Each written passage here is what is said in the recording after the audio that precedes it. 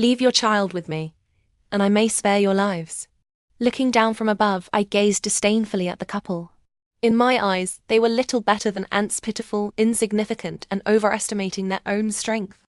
Sure enough, after hearing my words, the kneeling couple's faces filled with terror, and their pleas for mercy grew even more desperate.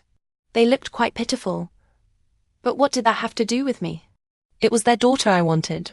5 years, I'll give you 5 final years together. Once those 5 years are up, I will take her away immediately. Understood?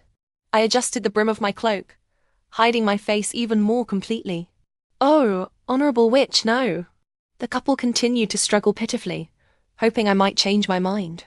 I drew the magic wand from my sleeve and gave it a light flick. "Be gone!" Instantly, the couple vanished from before my eyes. With the annoying noise gone from my ears, it was time to attend to more important matters. Arriving at the couple's home, I peered through the window and saw the little girl who would be taken by me in 5 years. She was still an infant in swaddling clothes. Though the distance was considerable, it didn't stop me from clearly making out her features. Her delicate, jade-like face was quite pleasing to my eyes, unlike the disgust I usually felt when looking at other humans. As expected, the couple nearby were packing their belongings. They stole from me and thought they could get away without paying any price. Dream on. Taking out my magic wand, I murmured softly. As I whispered the incantation, a transparent barrier slowly formed.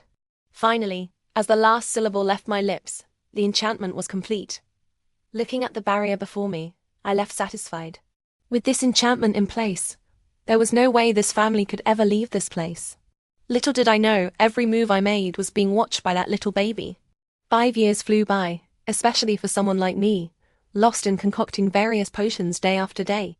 But I wouldn't forget this important day. Donning my cloak, I mounted my magic broom and took to the sky.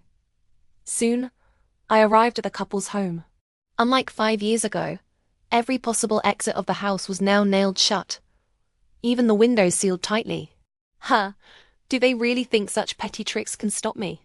I scoffed dismissively, uttering a spell that swept away all obstacles before me. Pushing the door open, I walked inside. The couple huddled together fearfully, clutching their child tightly. "Time's up. It's time for me to take her away." The authority in my voice now carried an undeniable deterrent effect. Sure enough, upon hearing my words, the couple's eyes glazed over. Their hands went slack, revealing the little girl within. The little girl turned her head and stared at me blankly. I had expected her to be afraid, but there wasn't a trace of fear on her face. 5 years had passed, and the infant had grown considerably, though her exquisite features remained unchanged. No, in fact, she was even more delicate now than she had been as a baby. But what satisfied me most was her thick, golden hair. "Come here, child." I extended my hand toward the girl. She looked at me, curiosity filling her eyes. But she obediently began to move slowly toward me. Just as she placed her hand in mine, I produced my broom, pulled her onto it, and we both settled firmly on the seat. Without giving her time to react, I urged the broom forward and we left the place behind. I steered the broom deep into the forest, finally coming to a stop before a treehouse. I led the little girl into the treehouse. This treehouse was specially built for her, situated in the tallest tree of this forest. If the girl ever tried to escape, she would have to jump from here. The result, of course, would be certain death. "This is where you'll live from now on." I pointed inside the treehouse. It was fully equipped with everything she might need, all arranged by my own hand. "Are you a fairy, sister?" the little girl asked me. "No, I am a witch," I replied calmly. I didn't know why the little girl would think that someone dressed in a black cloak who had just kidnapped her was a fairy, though it was somewhat amusing. "Oh, then can I call you witch sister?" The little girl blinked her big eyes, staring at me as she asked. Her gaze was a bit too intense. Flustered, I turned my head to the side to adjust my cloak's brim. Making sure my face was still hidden, I turned back. "You may." I led the girl deeper into the treehouse. "This will be your living space from now on. I'll bring you meals every day." "Witch sister, won't you live here with me?" the girl asked in a milky voice, which seemed to carry a hint of discontent. But having had little contact with humans, I completely missed it. "I have my own place. Don't worry, I'll visit you every day. If you need anything else, just let me know." I replied. All right then. The girl nodded. Well, you should rest now. I'll come see you tonight. Without waiting to see if the girl had anything else to say, I walked to the entrance, mounted my broom, and flew away. When I returned that night, the little girl was already lying obediently in bed. Have you bathed? I asked. The little girl excitedly climbed out of bed. She was indeed wearing the pajamas I had prepared for her. Which sister? The little girl threw her arms around me. Which sister? I'm so scared. Could you please sleep with me tonight? Then she began to gaze at me with her beautiful eyes again, now brimming with tears, as if they would spill over the moment I refused. All right then. My heart softened and I agreed. I regretted it afterward. After finishing the meal I had brought, the little girl pulled me down onto the bed with her. Do you bathe yourself at home too? I asked the little girl.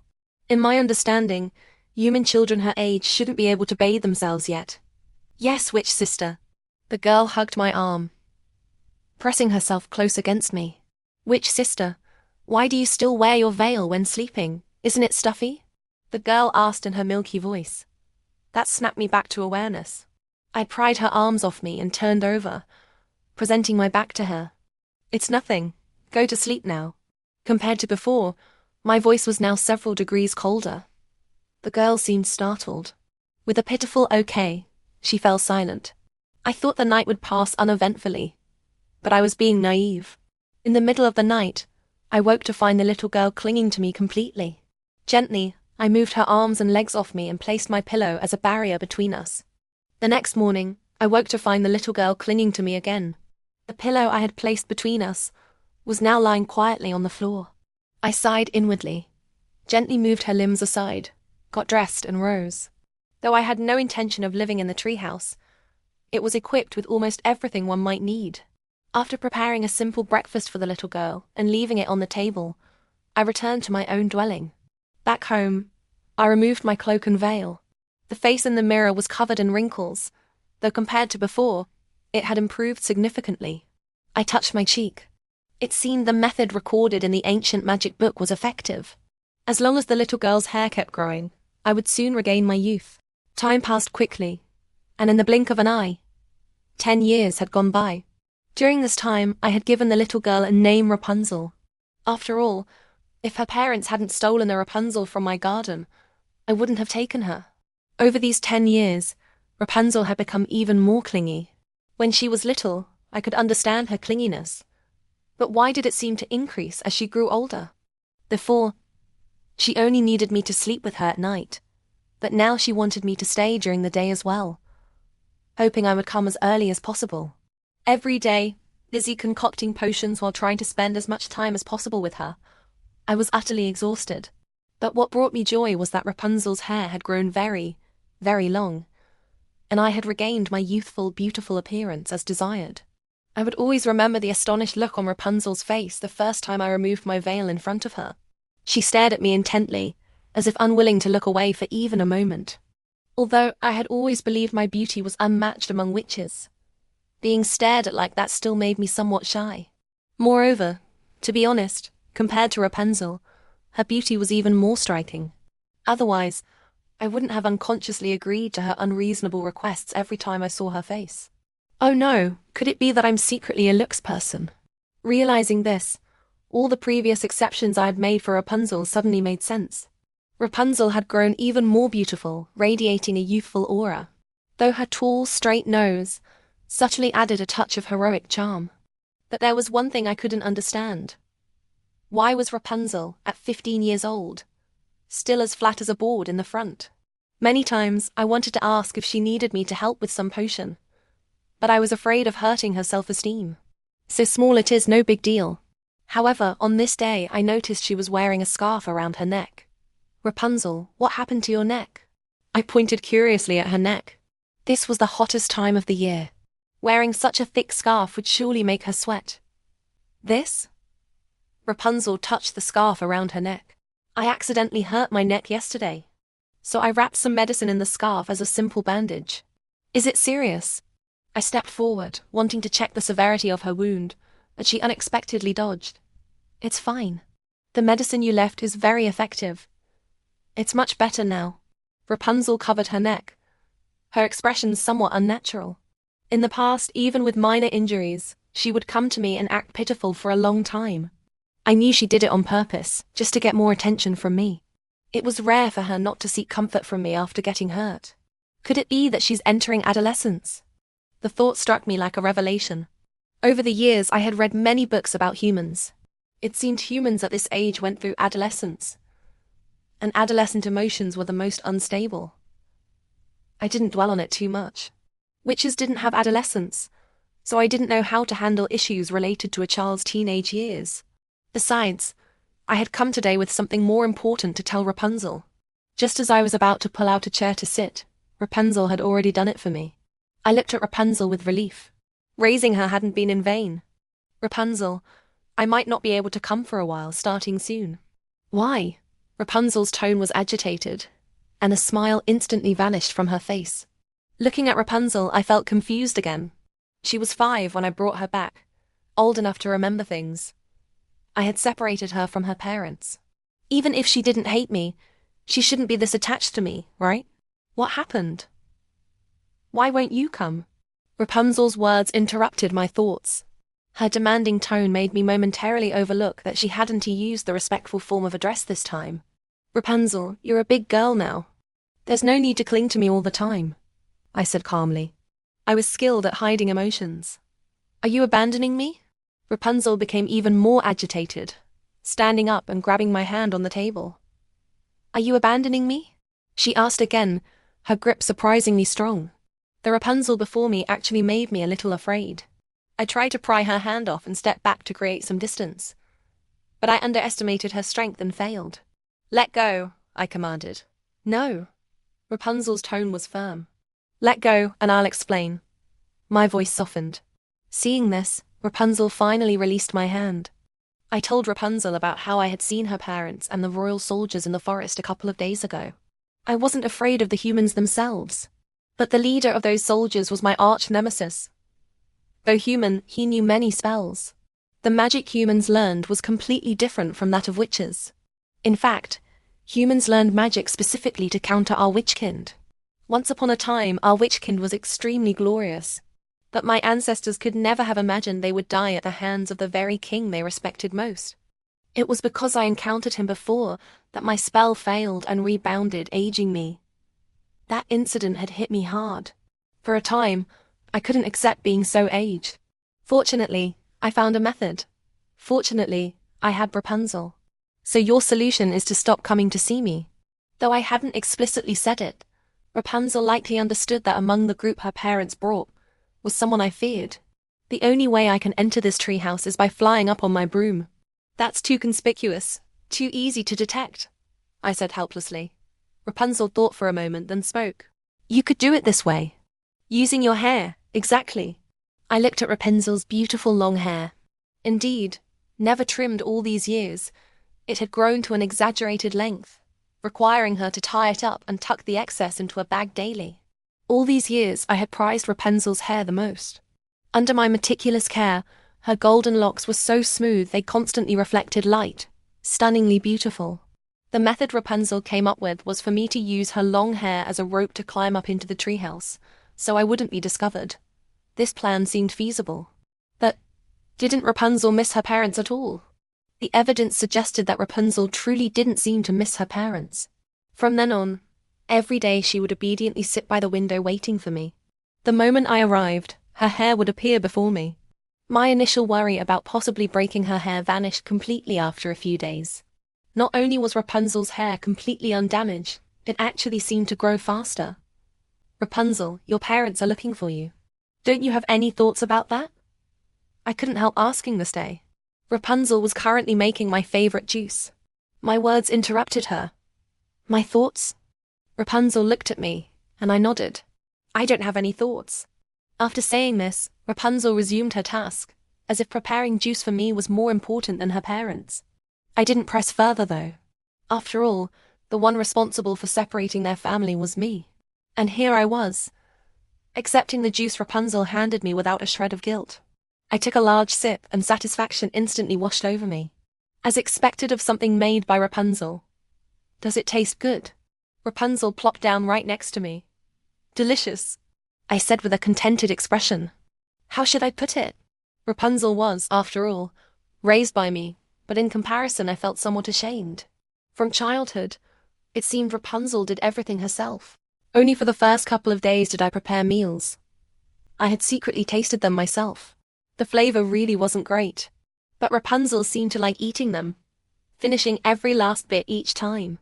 However, I suspected she was just afraid of me and didn't dare say it tasted bad. Because after just those 2 days, Rapunzel started cooking for herself. But despite her young age, Rapunzel's culinary skills were truly excellent. As a witch, I had no need to eat human food, but after tasting Rapunzel's cooking, I thought there was nothing wrong with eating human food after all. And so, I reluctantly, or rather shamelessly, began sharing meals with Rapunzel. So, raising Rapunzel really was worry-free. By the way, I won't be staying here tonight, I said after finishing, placing the empty cup down. Do you have something to attend to tonight? Rapunzel asked. Yes, something very important. I needed to hurry back and study magic. Who knew when that person might find this place? He wasn't easy to fool. Although there were protective enchantments here, I had a feeling they wouldn't hold for long. My expression turned a bit serious. Rapunzel didn't say anything more to try and make me stay, but the disappointment on her face was impossible to hide. Well, she was still a child after all, and for so many years, I had been the one sleeping beside her every night. You develop feelings for a child you've raised yourself, no matter what. Just for tonight, I'll come first thing tomorrow morning. My heart softened, and I couldn't help but say, Really? Rapunzel's eyes, which had been downcast, lit up instantly. I'll spend the whole day with you tomorrow. After receiving my promise, Rapunzel finally showed a smile. A whole day was even more time than I usually spent staying with her at night. Now, Rapunzel had no grievances at all. She even had a smile on her face when seeing me off. I shook my head helplessly. Why was she getting clingier the older she grew? What was I to do? Afraid of being discovered by that person, I now had to travel back to my own dwelling on foot. Using magic might attract his attention. To contend with human magic, my own power alone wasn't enough. I might need to seek out my old friend. I spent the whole night browsing through books, nearly straining my eyes, but couldn't find a better solution.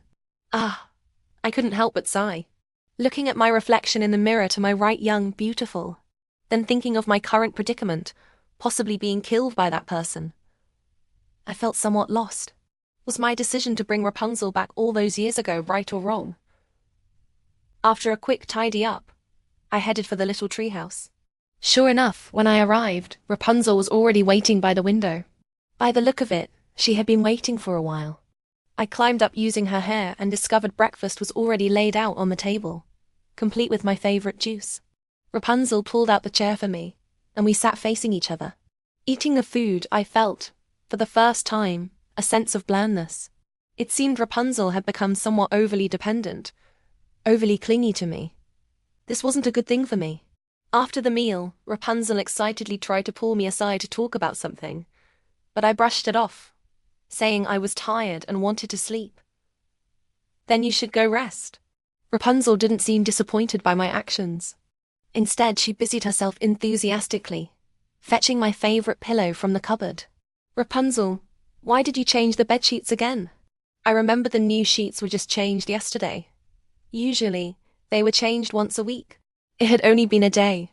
I accidentally spilled some food on the bed last night, Rapunzel said calmly. Oh, I see. Taking off my outer cloak, I lifted the covers and slipped into bed. Not long after, I clearly felt the other side of the bed dip down. I knew it was Rapunzel, but I didn't want to open my eyes because she had just lied to me. Rapunzel would absolutely never eat in bed. She was fastidious about cleanliness. I pretended to turn over, facing the other way, but soon Rapunzel snuggled closer and gently wrapped an arm around my waist. I didn't move again, and soon truly fell asleep. In my dream, I felt something biting me. I tried to swat it away but couldn't. Finally, getting desperate, I slapped it hard, and only then did it leave. I don't know how long I slept, but when I woke, it was dark outside. You're awake? It was Rapunzel. Have some tea. Rapunzel held a cup of tea, wanting to feed it to me. I'll do it myself. I reached out and took the cup. The lights were off in the room, so naturally, I didn't see the flash of displeasure on Rapunzel's face, or her overly intense gaze. Ouch! I touched the corner of my mouth. It had somehow developed a small cut. Just then, I touched the scalding hot tea, making me gasp in pain. This made me think of the dream earlier. Could it be? That wasn't a dream. I immediately looked at Rapunzel. What's wrong? Is there something on my face? Rapunzel wore a smile, looking as if she knew nothing. Why are the lights off? I asked. Rapunzel looked understanding and walked over to turn on the light. It was a magic lamp I had crafted myself. The moment Rapunzel's hand touched it, light instantly filled the entire treehouse. You were sleeping earlier, so I didn't turn it on. You could have just told me if you wanted it on. Rapunzel appeared considerate. Under the light, Rapunzel's skin was fairer than snow, flawless. Could that really have been just a dream? After careful observation, I concluded I was overthinking. Rapunzel's face showed no signs of having been slapped. Having slept during the day, Rapunzel kept me up all night playing cards. By the time my face was covered in paper strips, I had to admit I was truly hopeless at this game. In the past, I had always won. I knew Rapunzel was going easy on me because I never even fully understood the rules. Today, I specifically warned her not to go easy. The result was predictable. I didn't win a single game. Complete defeat. I tried to hide my frustrated expression behind the paper strips, crying quietly to myself. Who knew Rapunzel couldn't hold back and burst out laughing? What are you laughing at? I said fiercely. Little did I know, to Rapunzel, I looked utterly adorable like this. All right, I won't laugh. Rapunzel looked at me with a doting expression. Her eyes were truly captivating, to the point where I often found myself getting lost in them. Even though I lost badly, I tried my best to play with Rapunzel until dawn. Happy times are always short. After the card game, I told Rapunzel I needed to go on a long trip. The result, as expected, she got angry. And very seriously so. That there was no other way. With my current strength, I truly couldn't stand against that person. In the end, Rapunzel issued an ultimatum. If I dared to leave, she would never speak to me again. Truly a teenager in the throes of adolescence with such a temper. But I didn't believe she would ignore me. I was certain of that much about the child I raised. Returning to my own dwelling, I picked up the luggage I had packed the night before, and set off. Before leaving, still worried about Rapunzel, I secretly took a peek at the little treehouse from outside. It was already dark, but only a faint light shone from within the treehouse.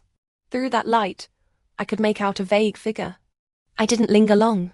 For now, I could only take advantage of the darkness to travel by broom. That way, I probably wouldn't be detected. I had already contacted my friend. He now lived at the far left of the Kingdom of Green, while I was at the southernmost tip. So I had to hurry.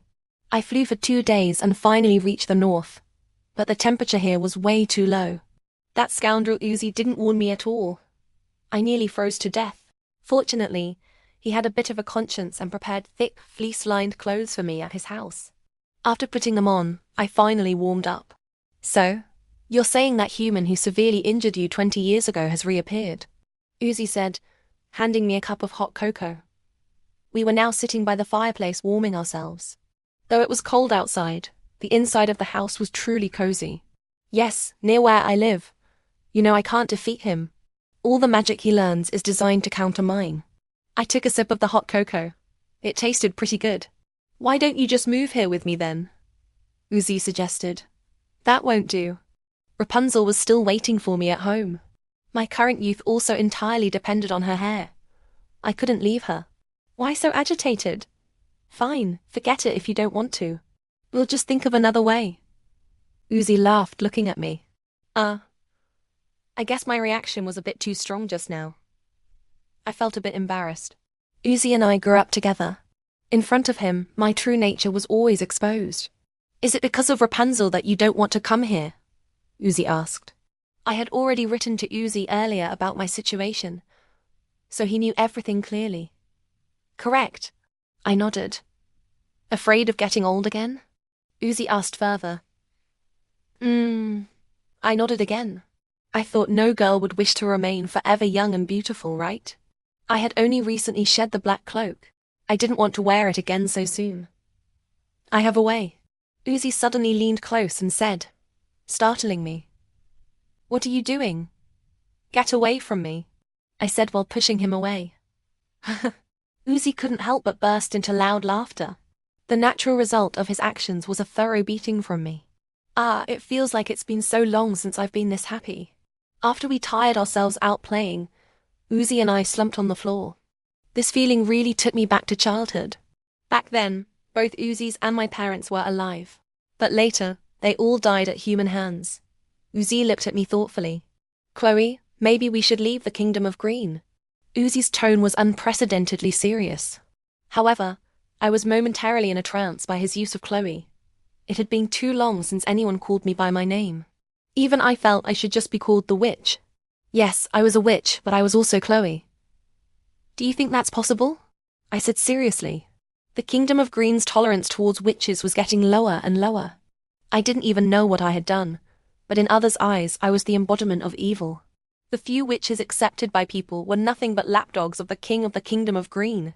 They betrayed their own kind, plunging the witch community into a huge crisis. Weren't they the true embodiment of evil? Uzi, even though your mother was a witch, you were male. You don't inherit the powers of the witch lineage. You can be accepted by the world. But where could I possibly escape to? I said helplessly. Now this continent is dominated by Green. Green hunts witches, and other countries are likely even worse. All right. Wizzy felt powerless, yet there was nothing he could do. But rest assured, I'll always be your strong support. Wizzy opened his arms, wearing that ever-warm smile. For the first time, I let go of everything, not overthinking, and threw myself into it, indulging in it. Only at Woody's place could I feel a hint of the past. All right, come with me. I'll help you solve the aging issue. Woozy patted my back and said. Then he took me upstairs. Over the years, Woozy had been studying human magic, but couldn't learn too much due to his constitution. Coincidentally, he knew how to undo that person's magic. Soon, I felt the spell on me lifting, and I no longer needed to draw nourishment from Rapunzel's hair. The most important thing left was to settle matters with Rapunzel. I'd made up my mind an eye for an eye only leads to endless revenge. After arranging things for Rapunzel, I'd come back to Woozy. At worst, I'd never use magic again. After making plans with Woozy, I set off on the return journey. Since I was freed from that person's magic, my own power had returned to its peak. Although I had to hide along the way, the journey back was much faster than before. Once back in the forest, I couldn't use my broomstick anymore and had to walk on foot. As I walked, I thought about how to face Rapunzel. On one hand, I'd left without a word, ignoring her anger. On the other, I was back to say goodbye. I really didn't know how to say it.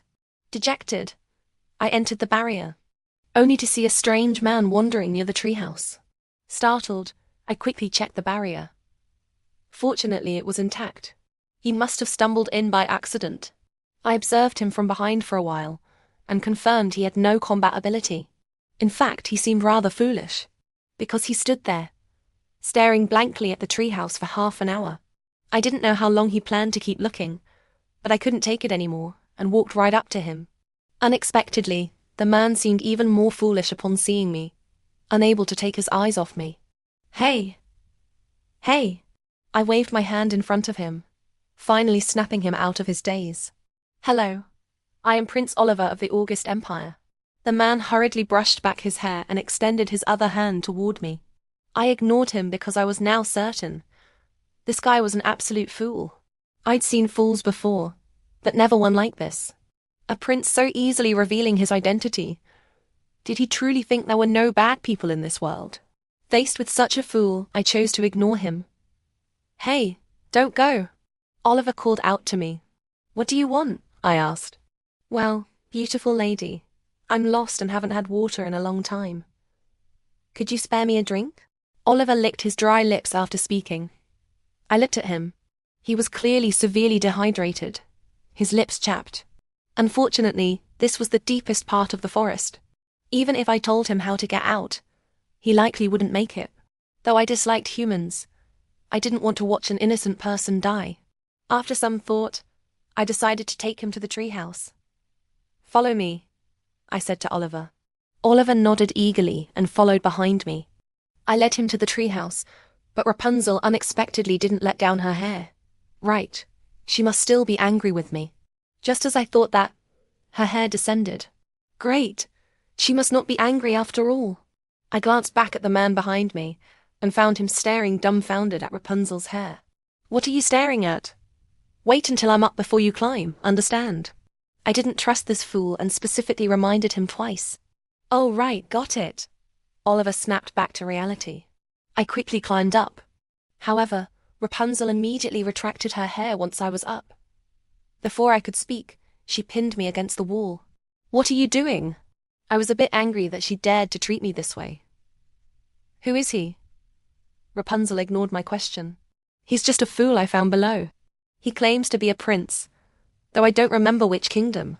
Since I'd angered Rapunzel before leaving, I chalked it up to her still being upset. So, I answered her question with utmost sincerity. Rapunzel stared at me for a moment before letting go. Fine, should we let him in?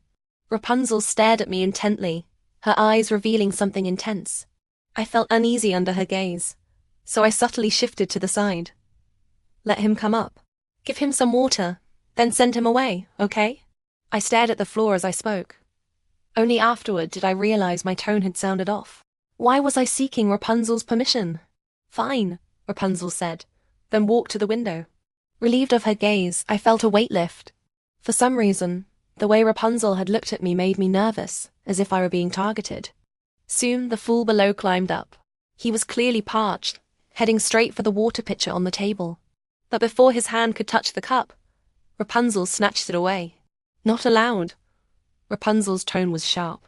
Oliver looked utterly despairing, but just as he was about to say something to Rapunzel, he suddenly changed his tone. You're so beautiful. Witnessing the entire scene, I stood there with a face full of disbelief.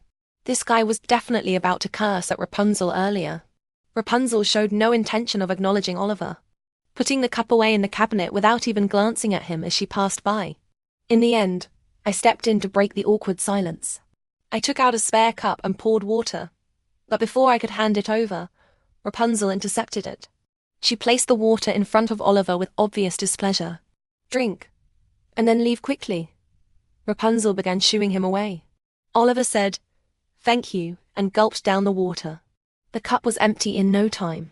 Seeing he still wanted more, I didn't even have time to act before Rapunzel took the cup and refilled it herself. Observing Rapunzel's abnormal behavior, I came to a conclusion: Rapunzel had developed a crush. A book I'd read said human girls are most prone to infatuation during adolescence. That must be it. No wonder she kept rushing to serve water to that fool. I watched the two with understanding, finding Rapunzel's awkwardness increasingly adorable. I suddenly felt a sense of pride, as if my own child had grown up. I glanced at the fool beside me. No, Oliver. A bit foolish, but decent looking and probably not a bad person, since villains aren't usually this silly. Most importantly, my Rapunzel liked him. The book said adolescent girls tend to be shy and often hesitate to confess. No worries. If Rapunzel can't do it, I will. Oliver drank 8 full cups of water before finally quenching his thirst. But before he could say anything, Rapunzel politely showed him out. Standing below the treehouse, Oliver loudly declared he'd return to express his gratitude before reluctantly leaving. Noticing I was still staring at the distant figure outside the window, Rapunzel couldn't hold back. While I was still wondering what would happen to my Rapunzel, now that Oliver was gone, a hand pulled me over. You looked at that prince one extra time today. Do you like him? Rapunzel wrapped her arms around me. I tried to struggle but found I couldn't overpower a young girl. Rapunzel, no, I really don't. Let me explain. Before I could say more, the girl in front of me leaned in. It wasn't until I felt the warm touch on my lips that I realized what was happening. Was I just kissed by Rapunzel? On the lips? My eyes widened in shock as I pushed Rapunzel away with all my strength. What are you doing? I shouted angrily, my face inexplicably heating up. In all my years in this world, no one had ever dared to treat me this way. And yet the girl I raised actually kissed me. I couldn't wait any longer. Rapunzel said seriously, the look in her eyes growing clearer. Some things, once revealed, can never go back to how they were. Rapunzel actually liked me. I couldn't accept it. This was too confusing. Ignoring Rapunzel, I had only one thought. Run. Without another thought, I walked to the window, grabbed my broomstick, and flew away swiftly. Hey, did you hear? Our king is holding an accession ceremony. So suddenly? There was no news before. Which prince is succeeding? Not sure. Seems to be a prince who returned from outside. I see. Walking down the street, I overheard the passers-by's conversation. I never expected the Kingdom of Green to change rulers again. Though puzzled, it had nothing to do with me. Well, maybe a little, since the previous king had harmed many of my kind. I could only hope the new king's accession wouldn't make things harder for witches. Distracted, I walked on. Ever since discovering Rapunzel's feelings for me, I didn't know how to face her. I hadn't returned to the treehouse. Too afraid to confront her. Today I came to town just to buy some supplies, as I planned to seek refuge with Woozy. After all, I no longer needed Rapunzel's hair. Coincidentally, once I left, the barrier around the treehouse would vanish, and Rapunzel's parents would likely find her soon. Though I was somewhat attached to Rapunzel after all. I raised her. The feelings she developed for me were inappropriate. I had to nip this in the bud before she fell deeper. With the new king's coronation were deserted. Everyone had flocked to the palace to watch the spectacle. This was perfect. I could use my broomstick without fear of being seen. But as witch hunts intensified across kingdoms, I chose to fly higher among the clouds for safety, which slowed me down considerably. It took 2 days to reach the north. Despite my caution, the moment I landed, I encountered my nemesis. Clearly, he was here to take my life this time, even bringing the Kingdom of Green's most powerful dragon cavalry. I found it somewhat laughable. I couldn't even beat him alone. Was the dragon cavalry really necessary? What an honor. Long time no see, I shouted to the man on the dragon's back, breaking the silence first. Though I had no plans for revenge, I didn't want to die either. But with so many opponents, I stood no chance. As I was strategizing, he actually jumped off the dragon's back and knelt before me with his entire group. Your Majesty, the Queen. The synchronized voices were imposing, but the content? What in the world? A woman's intuition told me something was wrong. Instinctively, I tried to flee, but I was outnumbered and captured.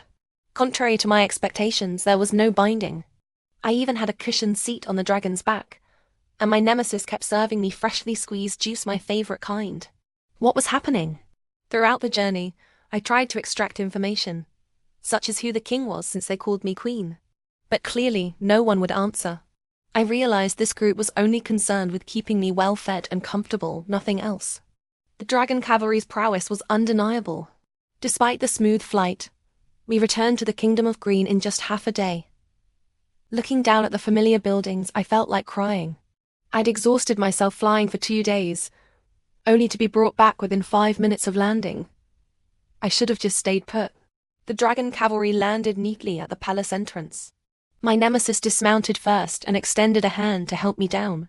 Just as I was about to reach out, a voice echoed from the palace gates. Gauss, once your task is complete, you may withdraw. I'll handle the rest. Yes, Your Majesty.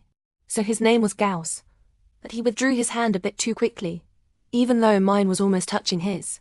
It was as if my hand carried something dirty. How insulting. Old grievances resurfaced before new ones were even settled. I glared fiercely at Gauss, but he gave me no chance to speak. Retreating with the remaining dragon cavalry, the sight was rather grand. Suddenly, only the dragon beneath me, and the person who had spoken, remained at the palace entrance. However, I was still some distance from the palace gates, while the speaker stood right at the entrance. We were directly facing each other. I'd found his voice familiar earlier, a pleasant male voice, deep yet magnetic. Strangely, it reminded me of Rapunzel's voice. Due to the distance, I couldn't see his face clearly, but I could tell he had a tall and straight figure. And the more I looked, the more he resembled Rapunzel. As I grew puzzled, the man began walking toward me. As the distance shortened, I saw clearly it was Rapunzel. Rapunzel, I exclaimed. It's me. Rapunzel smiled. Wait, Rapunzel was a man? My eyes widened in disbelief. What's wrong? Rapunzel approached the dragon's wing, climbing up in one swift motion. He took my hand. Is it because I'm male? I nodded, my mind reeling. Seeing my stunned expression, he couldn't help but laugh. Unlike his feminine appearance, he now exuded a sun-like, blazing charm with none of the former softness. He wrapped an arm around my waist, closing the distance between us. So? Cloris, will you marry me? This was moving a bit fast. Wait, how did he know my name? Rapunzel gazed at me affectionately, his eyes making it clear I was the only one in his world. Perhaps sensing my confusion, he added, when you love someone, you naturally want to know everything about them. I love everything about you, including your name. Rapunzel spoke without hesitation, his eyes locked on mine. His sincerity touched something deep within me, and suddenly, staying here with him didn't seem so bad. Though Rapunzel had restored his male appearance, with no scarf hiding his Adam's apple, his long hair remained uncut.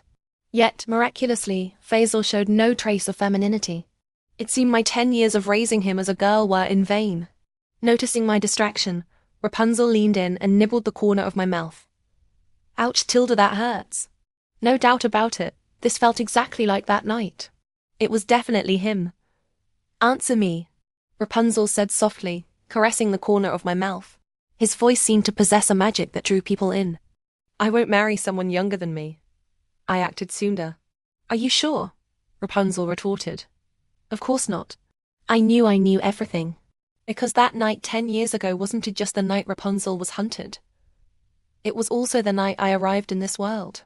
That night, I was the one who saved him, sent him to Rapunzel's home, and used magic to transform him into the appearance of a 5-year-old child. My mission in this world was to protect him and ensure he ascended the throne safely. And now, he had broken my spell, reverting to his true form, a handsome young man with a tall and straight figure, and even more profound, captivating features. So in the end, had I succeeded? Under Rapunzel's strong insistence, or threat, I married him. I never thought I'd fall for someone in a fairy tale world, let alone marry him. At my insistence, Rapunzel cut his long hair. Though the length didn't affect his looks, I preferred it short. His long hair made me too shy to make a move. Rapunzel treated me incredibly well, not only making me the first witch queen in Green Kingdom's history, but also putting me in charge of the entire witch community. However, his only flaws were his jealousy and possessiveness. Just because Woozy came to visit, he made sure I couldn't get out of bed for days, forcing me to avoid meeting Woozy alone ever again.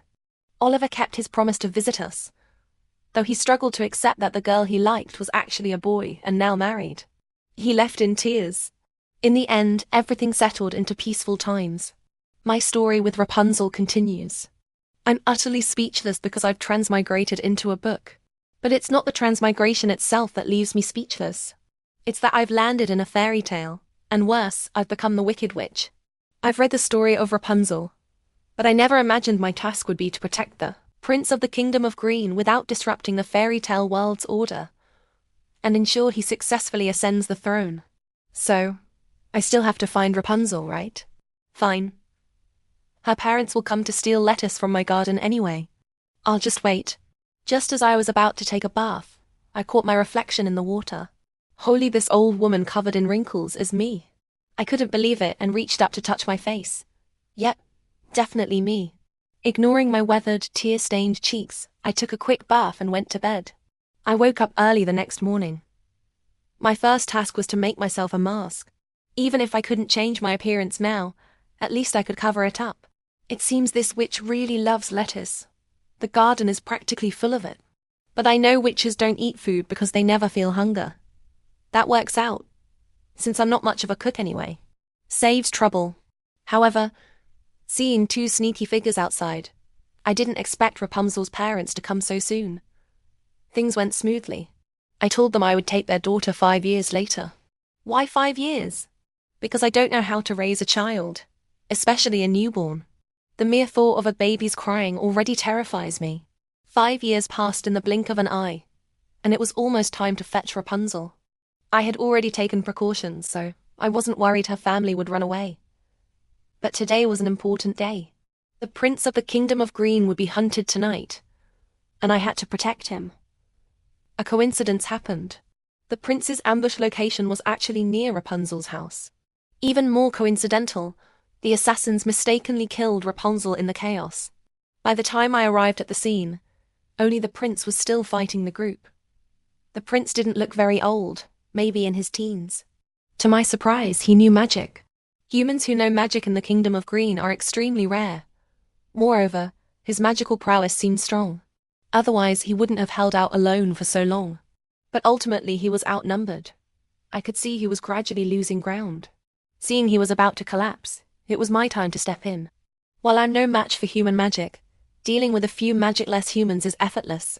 After dealing with the group, I finally had time to check on the Prince of Green.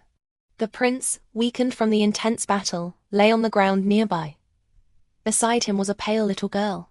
Golden hair, about 5 years old, definitely Rapunzel. I hurriedly checked and found Rapunzel had no breath left. This is bad. With Rapunzel gone, how can I continue the fairy tale? If I can't complete the task, I can't go home. My mind raced, searching for a solution. Then, the faint breath from the Prince of Green nearby caught my attention. Got it. An idea instantly formed in my mind. I found a place to bury Rapunzel's body. Though she had been dead for a while, the little girl's cheeks were still slightly rosy. Even at this young age, hints of future peerless beauty were visible. I couldn't help shedding tears of envy. This is indeed a fairy tale heroine. But with the fairy tale heroine gone, I needed a new replacement. So, I transformed the Prince of Green into the new Rapunzel. As dawn broke, I delivered the unconscious Rapunzel back home. Now, Rapunzel had no memories of the past, and I could legitimately protect him until he successfully ascended the throne. Rapunzel is very angry because his witch wants to leave him. Even if it's just for a few days, he can't bear it. Rapunzel's fist on the table clenched tightly, veins bulging visibly under pale skin. He waited the entire night, but the witch never returned. Good grief! She really left. She actually left. Rapunzel stewed in anger with no way to vent it. He had thought that after all these years of being together day and night, the witch should love him as much as he loves her. But now it seems he was wrong. It appears only he has been deeply infatuated with the witch. Suddenly, there was an unprecedented commotion outside, the usually quiet treehouse. Rapunzel looked out the window cautiously. Who found this place? Malicious intentions, that was Rapunzel's first thought. A faint red glow, like a ring of pale flame, gradually emanated from his fingertips. Rapunzel hid his hand behind his back and quietly moved to hide by the window. As the faint noises outside grew closer, Rapunzel prepared to strike. Just as he was about to act, an unexpectedly familiar voice rang out. "Your Highness." It was a slightly gruff male voice. "What are you doing here?" Rapunzel spoke while retracting his hand. The person who was just outside had now entered the treehouse. "Your Highness, I've finally found you," Gauss said excitedly, his usually expressionless face showing rare excitement. In contrast, Rapunzel remained calm, even with a hint of displeasure in his eyes, though he naturally wouldn't let Gauss see it. "You didn't just find me, did you?" Rapunzel stared into Gauss's eyes. Gauss, who was excited moments ago, grew flustered under Rapunzel's gaze. "Your Highness, apologies. I indeed discovered you some time ago." Gauss knelt on one knee, right hand over his left chest, expressing deep apology to Rapunzel. "You know what's good for you." Rapunzel looked down at Gauss. Despite his seemingly delicate appearance, he now exuded an authority no one could resist. Gauss, kneeling on the ground with bowed head, trembled slightly inside. To him, Rapunzel had always been a great and powerful presence. Oh wait. Perhaps he shouldn't call him Rapunzel anymore. After all, he is the Green King's most valued son Faisal. "Stand up." After what felt like an eternity, Faisal finally spoke slowly. Hearing this, Gauss sighed in relief. Standing up, he realized his clothes were soaked with sweat. "Speak. Why are you here?" Faisal's tone was extremely lazy, his voice especially deep due to still being in his voice change period. But at this moment, he no longer had to be Rapunzel. At this moment, he was simply himself. Gauss, too busy to wipe off his sweat, replied in a hurry. "I came to escort you back." "Not going," Faisal said flatly. "This is the king's command." Gauss was in a dilemma. He knew Faisal's temper, But he couldn't disobey the king either. Is that so? Then let him come invite me himself. Faisal didn't even glance at Gauss. In this world, only one person deserved his attention. But...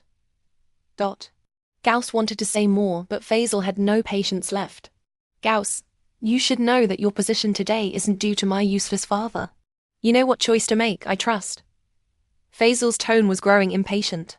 This treehouse belonged solely to him and the witch. He didn't want outsiders here. He tolerated Gauss only because Gauss hadn't disturbed their two-person world before. Yes, Your Highness. I understand. Gauss made his decision instantly. Leave, Faisal said impatiently. Knowing Faisal's temper, Gauss still had something he must say. Your Highness, allow me 2 more sentences. The witch by your side is not a good person. I hope you can distance yourself. Before Gauss could finish, a powerful force slammed him against the wall. Blood spurted from his THR. Your Highness. Gauss struggled to rise from the ground, speaking with difficulty. He knew Faisal had intended to kill. Still alive. Faisal sneered contemptuously. Consider yourself lucky. Next time I hear you speak of her, your life won't be worth keeping. Faisal's tone was extremely harsh. He would not allow anyone to speak ill of the witch. I understand. Gauss forced himself upright, feeling as if his internal organs had shifted. Get out! Disgust filled Faisal's delicate and good-looking face. Gauss mustered his remaining strength and left the treehouse, not daring to say another word. Although Faisal is the sole prince of the Kingdom of Green, the current king is not a good father. When Faisal was very young, his mother committed suicide due to his father's infidelity. From then on, Faisal changed. As a child, he became unsmiling and hated being touched by anyone. The Green King did not hold back after this. Instead, he became more unscrupulous. Fortunately, Green did not welcome a new queen, and Faisal remained the only prince. After his mother's death, Faisal's sole joy was learning magic. Because his father disliked witches, more humans began learning magic. But not everyone could learn magic.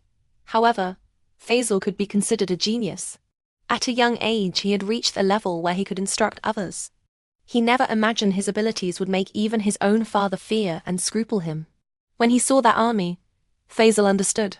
Even though he fought with all his might, the magic he learned was most effective against witches. Its impact on humans was greatly diminished. Finally, Faisal had no strength left. He thought it was time to join his mother. Just as he prepared to give up, a dark figure descended from the sky. With a few waves of her hand, the opposing army was annihilated. A witch. Faisal watched everything. Due to excessive consumption, he could only lie on the ground, unable to speak. He personally witnessed the witch transform him into the likeness of the deceased little girl, and cast a forgetting spell. But unfortunately, the forgetting spell had no effect on him. He could never forget the witch's veil and those beautiful eyes. The Green King is about to celebrate his 60th birthday, inviting many princes and princesses from neighboring kingdoms to the banquet. Oliver, Prince of the August Empire, is also on the guest list. But Oliver dislikes such banquets. However, he cannot disobey his father. So he devised a plan. Once in Green, sneak away at the first opportunity. With his sister there and so many guests, his absence wouldn't be noticed. Time flew, and Oliver entered the Kingdom of Green with a caravan. The Kingdom of Green is vast. The road to the palace passes through a huge forest. Oliver knew his chance had come. The forest was so large that their caravan couldn't exit before dark, so they decided to camp for the night. Oliver looked happy while setting up his tent, even prompting his sister to ask if something good had happened. How could Oliver let his sister know he was excited about sneaking away tonight? Nothing, just saw many novelty things during the day. Found it interesting. Since Oliver is known for being playful, his sister easily believed him. Late at night, everyone was asleep, but rustling sounds came from Oliver's tent.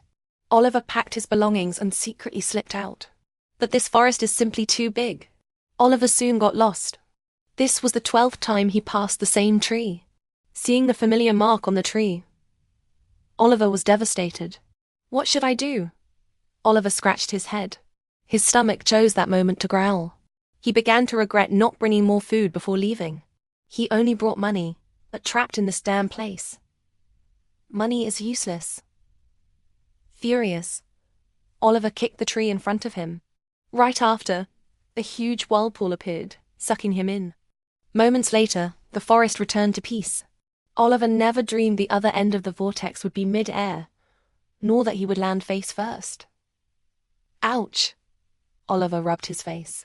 Luckily, no cuts wouldn't want to ruin his looks. As a senior appearance enthusiast, Oliver cares deeply about his appearance. After a quick rectification, Oliver set off again. He didn't know why a whirlpool appeared, but finding another forest on the other side left him truly speechless. Oliver continued marking trees as he walked. Fortunately, he walked a long time without seeing the same tree. Though he didn't know the exit, at least he wasn't going in circles. Just as Oliver grew excited, a small treehouse appeared before him. Seeing it, Oliver was stunned. Who builds a treehouse so high up?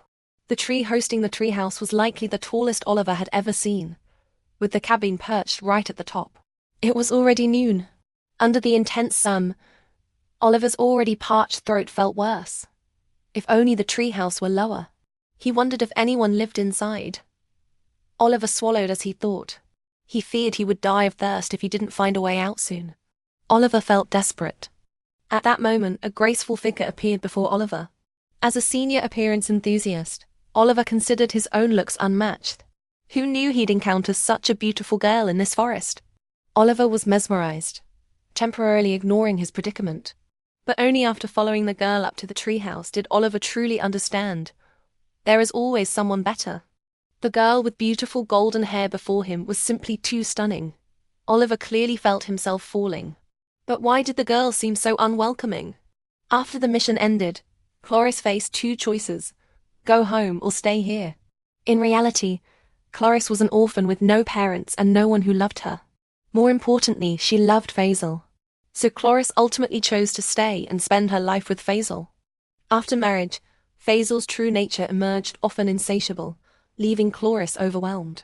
But this didn't last long, because Cloris became pregnant. During pregnancy, Cloris's temper became moody, often lashing out at Faisal for no reason. Yet the usually short-tempered Faisal became as obedient as a child around Cloris. No matter how unreasonable and annoying she was, he accepted it all. Moreover, to ensure Cloris remained in good spirits during pregnancy, Faisal added an extra chair in the palace. This way, even while handling official duties, he could have Cloris with him, allowing her to vent on him. Because of this, all citizens of Green knew their king deeply loved his queen. They were certain such a king was fully capable of ruling the kingdom well. History proved them right. Under Faisal's leadership, Green reached unprecedented new heights. 7 months later, Cloris gave birth to twins, a boy and a girl. The entire kingdom of Green celebrated with grand feasts lasting 5 full days. Long afterward, citizens often saw their king, along with the prince and princess, apologizing to the queen on the streets. But the happiness shining on their 4 faces was undeniable. The citizens were infected by this happy atmosphere. Men in the kingdom of Green also learned from their king and became more devoted to their wives. One night, Cloris lay in Faisal's arms, gazing at the night view. Stars twinkled in the sky. Cloris's eyes held light, and Faisal's eyes held her.